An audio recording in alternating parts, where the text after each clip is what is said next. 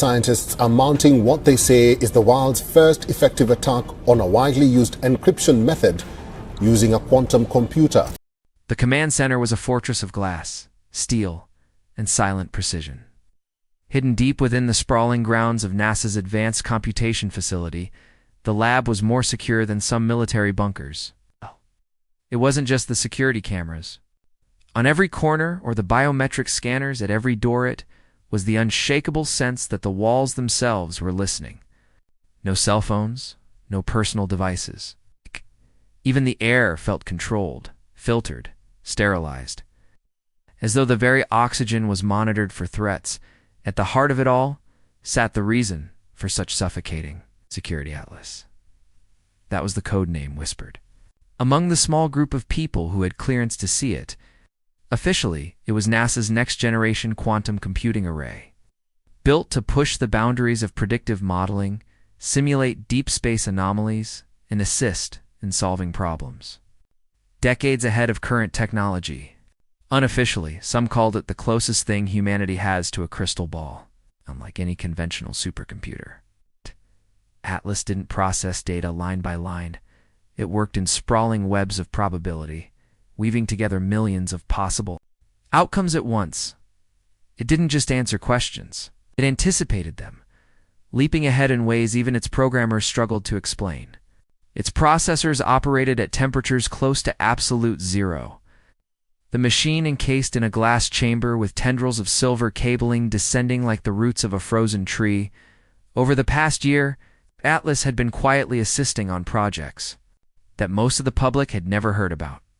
It had modeled the structural stress of space stations that didn't yet exist, mapped the magnetic storms of distant exoplanets, and even processed radio signals so faint they were almost indistinguishable from cosmic background noise.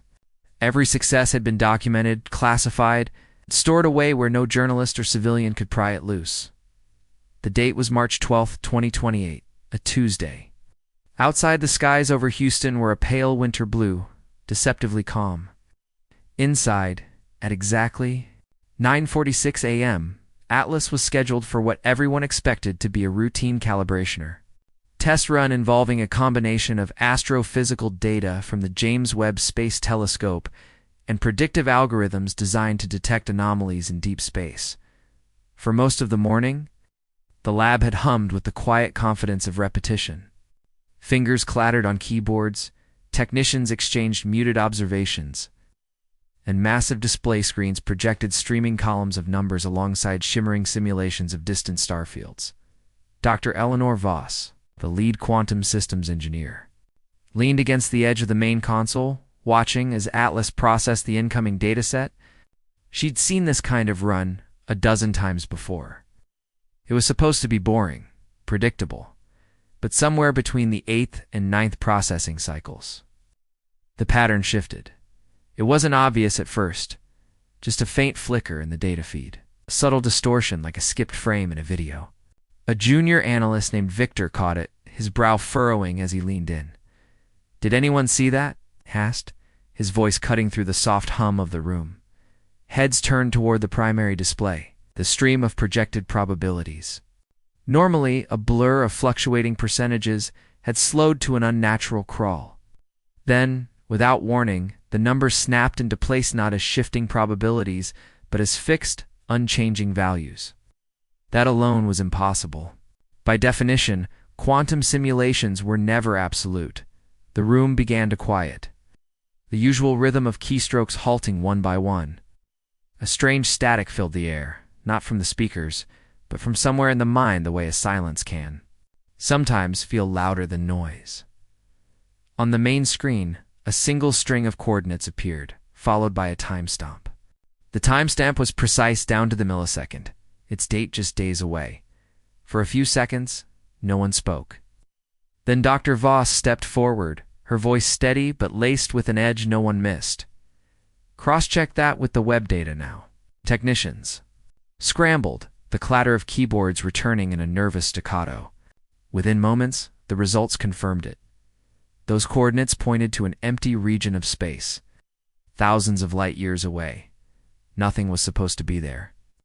No stars, no planets, no recorded anomalies, and yet Atlas had flagged it as critical. Somewhere. In the back of the room, an older systems specialist muttered under his breath, "That's not right." He didn't look up from the screen. Nothing should be there, and nothing can happen there. Ever. The words settled over the team like a shadow. Then, before anyone could react, Atlas began spitting out additional, data-rapid, fragmented sequences that seemed to contradict themselves. Probabilities climbed and collapsed in the same instant. Simulations appeared and dissolved like mirages. And finally, one line of output froze on the screen. Impossible outcome detected. The phrase wasn't part of any programmed error message. It wasn't even in the system's code library. That was the moment Dr. Voss felt the shift, the invisible weight in the air. The unspoken realization that whatever Atlas had just processed, it wasn't meant to be understood. It's not yet. Victor's hands hovered above his keyboard, his fingers trembling in hesitation before committing to the keystroke that would copy the raw output. On the central display, the coordinates and timestamp glared back at them like an unblinking eye. Every instinct told him not to touch it, but training demanded otherwise. Data was sacred here and questioned. Uncrest. Dr. Voss moved in behind him, her presence silent but heavy. "Isolate the sequence," she ordered. Her voice was calm, but everyone could hear the tension in the way she clipped the syllables. String of numbers was precise to precise. Quantum probability outputs were usually messy, noisy, filled with statistical gradients and error margins. This was sharp, deliberate, almost deliberate in its precision. As the output scrolled, the sequence began to repeat, embedding itself in the system's predictive matrices like a stubborn virus that refused to be. Overwritten, then came the images. They weren't full pictures. Not in the conventional sense, more like flashes of simulation frames, frozen mid-render. A black void, a burst of white light, a ripple, as though space itself had been disturbed. The frames looped in a slow, unsettling rhythm, each repetition slightly different. Like the computer was trying to perfect a vision it could barely hold. "Together run a checksum," one technician muttered, fingers dancing across his keyboard. "Make sure the integrity it's clean," Victor interrupted. His voice was almost apologetic. "I've run it twice already. No corruption, no packet loss. Whatever this is, it's intentional." Chill swept the room, the kind that prickles skin without any change in temperature. Dr. Voss turned toward the security console. "Get Director Kessler down here now." Within minutes, the lab's reinforced door slid open with a hiss, and in walked Director Thomas Kessler, NASA's head of advanced computing security. Tall, broad-shouldered, his salt and pepper hair framed a face carved in stone. He didn't speak immediately, just approached the main screen with a measured pace, eyes narrowing at the flickering data. "Run it back from the beginning," he said, finally breaking the silence. The team obeyed. The sequence replayed the coordinates, the timestamp, the glitching images. But now, something new appeared. Between frames, almost imperceptible, a secondary set of numbers blinked and vanished before anyone could register them fully. "Freeze." Frame Kessler ordered. It took 3 attempts, but Victor caught it. A cluster of numeric patterns that didn't correspond to any known code or astronomical reference. Dr. Voss stared at it, her mind working in overdrive. "This isn't random. These look like quantum state descriptors." "But they're inverted?" "Inverted?" one engineer repeated.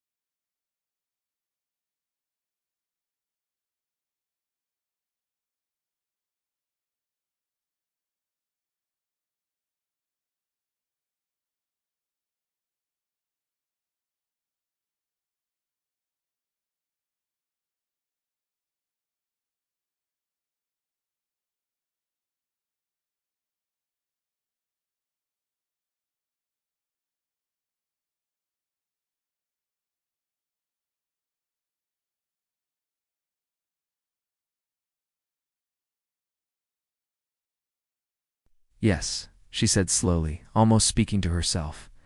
Like a mirror image of the real state, as if the computer is reading data from a reversed reality. That was when Kessler's jaw tightened. He stepped back, turned to one of the senior technicians, and spoke low enough that only a few could hear. Run a security sweep. Full spectrum. Make sure no one outside this room is accessing this feed. The order was met with quiet, focused urgency. Keys clacked, logs were checked, and firewalls were tested like pressure seals on a damaged spacecraft. No breaches.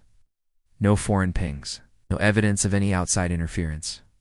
Which left only one explanation. Whatever was happening was coming from. Inside the machine, the images looped again, and this time the light burst expanded into a wave that seemed to stretch toward the viewing perspective, as if reaching for the observer.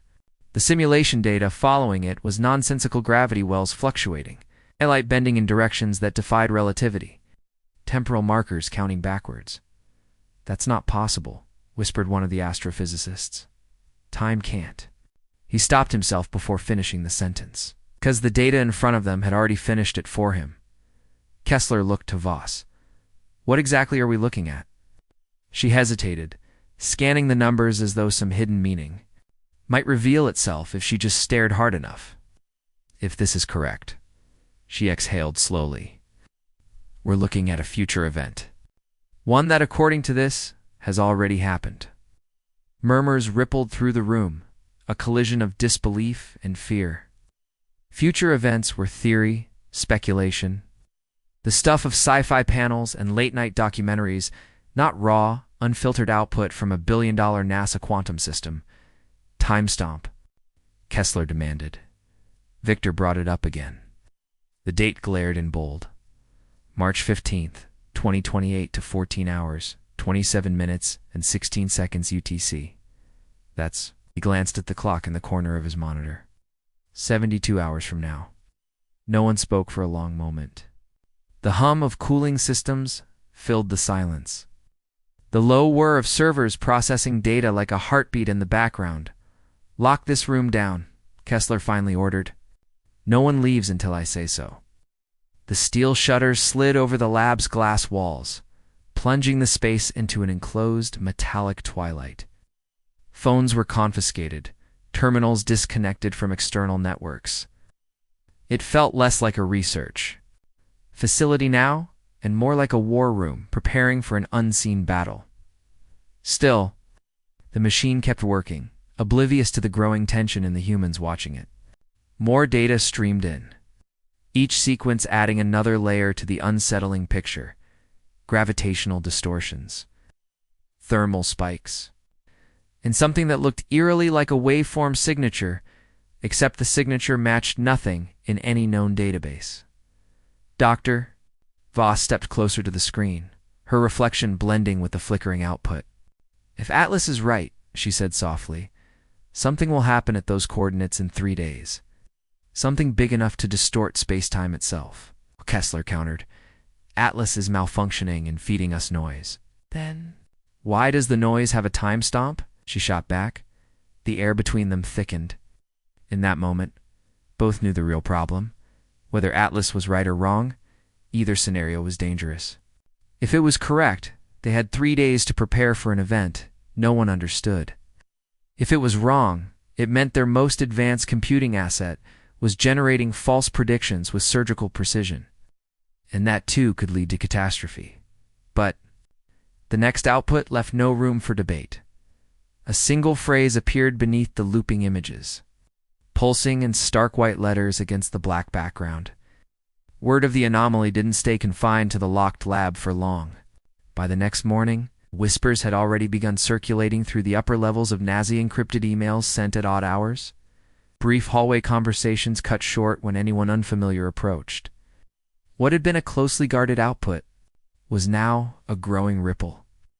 And ripples have a way of becoming waves. The first outside expert brought into the fold was Dr. Gabriel Hawthorne, quantum physicist from MIT, with decades of work on entangled particle systems. He was flown in under the cover of a routine advisory visit, escorted past layers of security until he stood in front of Atlas's frozen screen. His eyes scanned the output silently. No questions.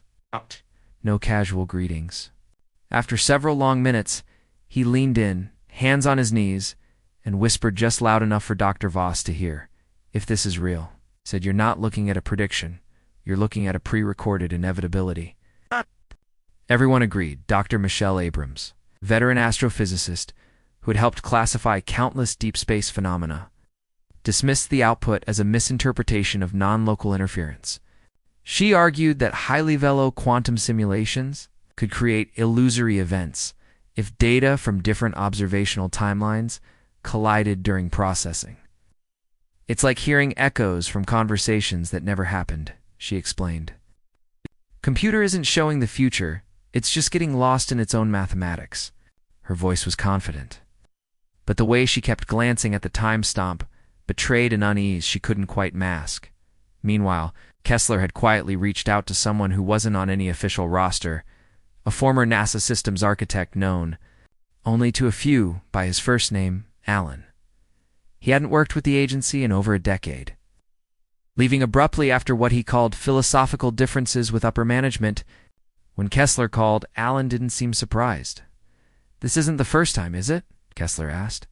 A long pause crackled over the encrypted line. "No," Alan said at last, "it's not." He went on to describe an incident in 2015, long before Atlas existed, involving an earlier supercomputing prototype. That machine, too, had produced a set of coordinates, a timestamp, and an unrecognizable waveform. It had been dismissed as computational noise, the data erased, the project quietly reassigned. Ow! But Alan swore the numbers had matched an unexplained cosmic event detected years later by ground-based telescope SAN, event that no one had ever been able to explain. "If your people are seeing it again," Alan warned, "either we've built something capable of glimpsing outside time, or something outside time has found a way to look in." As the experts argued behind closed doors, the outside world began to stir. Somehow, one could trace exactly how snippets of the Atlas data made their way online. A grainy screenshot of the coordinates and timestamp appeared on an anonymous Twitter account before vanishing minutes later. The image was reposted to a fringe science forum, where users quickly began spinning theories. "Looks like LIGO data from a black hole collision. No, that's a quantum signature. Maybe they've cracked time travel. But wake up, sheeple. It's obviously alien contact." Reddit threads exploded with speculation. YouTube channels uploaded hour-long breakdowns of the numbers, overlaying them with stock footage of wormholes and mysterious lights in the sky. One particularly popular post claimed to have decoded the secondary numerical pattern into a phrase in ancient Sumerian, though linguists were quick to point out it was nothing of the sort. NASA, of course, said nothing, which only fueled the fire. In the meantime, Dr. Voss was doing her best to navigate the widening chasm between the cautious and the convinced. She stood at the center of a conference table, crowded with scientists, engineers, and administrators, each more certain than the last. It's a glitch. It's unprecedented. Its predictive modeling pushed beyond its limit. It's a message. The clash of voices was relentless, and yet beneath the surface, every person in that room knew the stakes were rising by the hour. The timestamp wasn't changing. The countdown was still on. Late that evening, an email invitation was sent to several top media outlets for what was billed as a routine NASA press briefing featuring Dr. Voss. It was a calculated move control. The narrative before it controlled them. But just an hour before the scheduled time, the briefing was abruptly canceled. No explanation, no reschedule. Journalists who had been preparing their questions suddenly received identical replies. Dr. Voss is unavailable for comment. Inside the building, she was seen walking briskly toward a restricted conference room, flanked by 2 security officers and Director Kessler himself. The door shut behind them with a dull final thud. Those who passed in the hallway after swore they could hear nothing from inside. No raised voices. No movement. It was as if the room had swallowed them whole in the absence of answers. The human mind does what it always does. It fills the void. Within 48 hours of the canceled press briefing, the world was drowning in theories. Some were grounded in science, others in paranoia, and a few in the kind of wild creativity only the internet can produce. The first theory came from the more cautious corners of the scientific community, a quantum anomaly, according to this line of thought. Atlas had simply misinterpreted deep space data. The explanation hinged on something called quantum entanglement, particles separated by vast distances behaving as if they were still connected. Normally, such entanglement is harmless, a curiosity for physicists and a headache for engineers. But in rare situations, data streams from these particles can overlap in ways that mimic impossible scenarios. It's like two phone calls crossing. On an old landline, where snippets of one conversation bleed into the other, you think you've uncovered a secret message, but in reality, information from a place or time that didn't belong to its current data set. It would be an odd glitch, but not unprecedented. Supporters of this theory even cited the infamous Pioneer anomaly, where spacecraft trajectories appeared to defy Newton's laws until a subtle source of thermal recoil was discovered years later. A glitch, they said. Nothing more. The second theory was far less comforting: security breach. In this telling, the anomaly wasn't a random occurrence at all. It was planted. Someone, somewhere, had accessed Atlas to run an unauthorized simulation. This wasn't far-fetched. Even with its fortress-like security, NASA had seen intrusion attempts from both state actors and rogue collectives in the past. And a quantum computer of Atlas's caliber could simulate catastrophic events with an accuracy no conventional machine could match. Climate collapse scenarios, pandemic spread models, even geopolitical chain reactions from a single triggering event. If Atlas's strange output was one of these simulations, then the implications were grim. Either someone inside NASA had been running apocalyptic what-if scenarios without clearance, or someone outside had broken in, leaving a cryptic trail for reasons unknown. Supporters of this theory pointed to the abrupt media blackout and the sudden security presence around Dr. Voss. That's not how you treat a glitch. One cybersecurity analyst noted in a live stream. That's how you treat an active breach. They speculated the timestamp wasn't about predicting the future, it was a threat. A countdown from whoever had gained control. Then there was the third theory, the one people whispered about even as they rolled their eyes, the unexplainable. This version claimed Atlas had genuinely detected something, a prediction, or worse, a message. Perhaps the computer had spotted a pattern in cosmic background radiation. It's a kind of faint signal you only notice when you can process trillions of possibilities at once. Some claimed it was an early warning for a cosmic event, an asteroid, a gamma-ray burst, something lethal and inbound. Others leaned toward the idea of communication, a message intentionally embedded in the universe's noise, waiting for a mind sharp enough to decode it. The more sensational corners of the internet connected it to past mysteries like the WOW signal of 1977, a strong, unexplained radio transmission from deep space that had never been repeated. Back then, the tools to decode it were primitive compared to Atlas. What if the same voice in the dark had spoken again, this time in a language a quantum machine could understand? Social media took these theories and ran with them at full speed. Threads connected the Atlas shutdown to unrelated NASA incidents. A sudden data blackout on the Mars Reconnaissance Orbiter in 2010. An unexplained power cut at the Deep Space Network in 2018. A classified weather satellite going dark without explanation in 2021. Each was reframed as part of a larger pattern, a chain of buried anomalies stretching back decades. One viral TikTok showed a montage of these events set to ominous music with flashing captions they've known for years.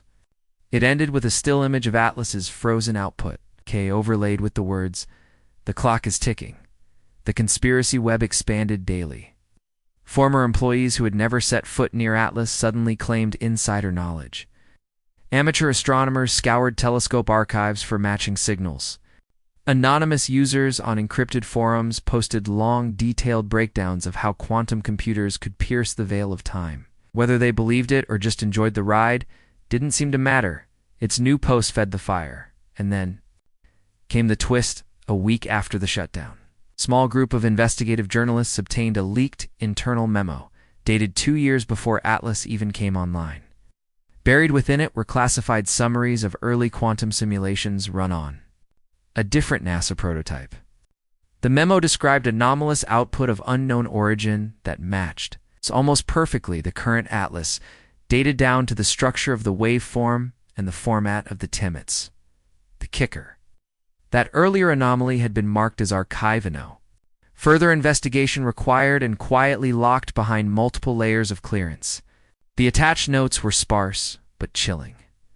Pattern resembles 2015 incident. Recommend containment.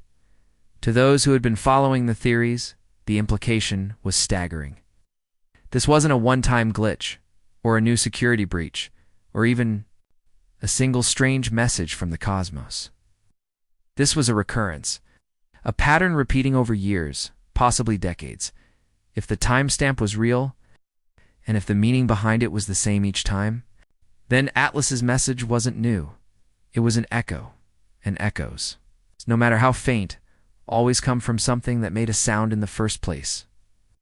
The timestamp had been the only solid thread to pull on. But when the leaked files were cross-referenced with Atlas's final data packet, a new detail surfaced buried in a string of raw numerical output, visible to anyone who wasn't looking for it, coordinates at first. They were assumed to be deep space positions, the kind you'd map against a star chart. But when one analyst plotted them, the result was stranger. The point was real, but it didn't sit neatly in orbit or on the surface of any celestial body. Instead, it hung in an unsettling limbo just outside Earth's atmosphere, a pocket of space where nothing of consequence should be. It's too high for aircraft. It's too low for satellites. Inside NASA, the reaction was immediate. The secure conference room on the 12th floor was standing room only. Every senior official pulled from whatever they were doing. Maps and orbital models filled the wall screens. Arguments erupted over whether to involve NOR, the FAA, or anyone outside the building at all. Some wanted to make a public statement immediately, claiming transparency would prevent panic. Warned that going public without answers could make the situation spiral. But under the noise, single truth began to surface. This wasn't just a set of numbers predicting when something would happen. It was telling them where. Then came the second leaked memo, shorter than the first, stripped of the usual bureaucratic padding. It stated bluntly, Atlas shutdown was not initiated to correct system error. Containment protocols enacted per incident.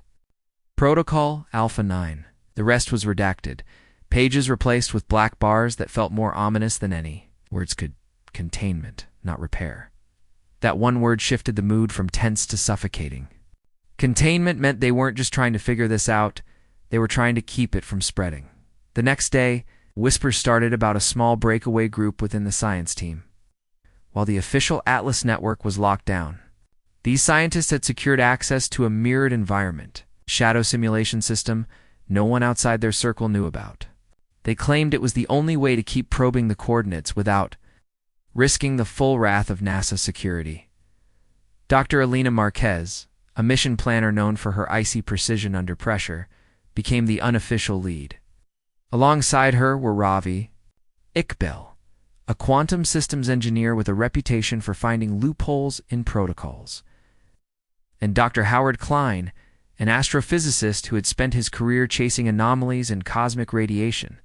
Their plan was simple: run a stripped-down version of Atlas's last task in the mirrored system, focusing solely on the coordinate and the tempt. But nothing about their plan went smoothly without the full computational muscle of Atlas. Simulations that should have taken minutes stretched into hours. Data bottlenecks appeared out of nowhere. Twice, their connection to the shadow system was almost discovered by the very administrators tasked with locking everything down. Meanwhile, the official channels, the debate over public disclosure dragged on. By day 3, even some of the hardliners against release were wavering. Not because they believed the public deserved to, but because they feared someone else would spill first. Every day the rumors online grew more elaborate, more compelling. Controlling the narrative was becoming impossible. Back in the hidden lab, the breakaway team finally saw their progress bar crawl toward completion. Only one simulation had managed to run all the way through, and it was seconds from producing its output. Klein leaned over the terminal, his voice low but trembling. "If this works, we'll have our first real picture." But just as the final line of code compiled, the mirrored system shuddered. A cascade of shutdown commands appeared on their screen. Someone had discovered the breach. Marquez's fingers flew over the keyboard, desperately copying the output to a secure drive before the system went dark. The power flickered once, twice, and then the hum of the servers died. Silence on the terminal. One final image sat frozen. It wasn't a map or a star field or anything that fit neatly into their expectations. It was an object. It's vaguely geometric, like a structure, but with no clear frame of reference for size or distance. Its surface seemed to shimmer, caught between transparency and solidity, as if the simulation itself couldn't decide what it was looking at. No one spoke in the reflection of the darkened screen. Marquez saw the same thought etched into everyone's face.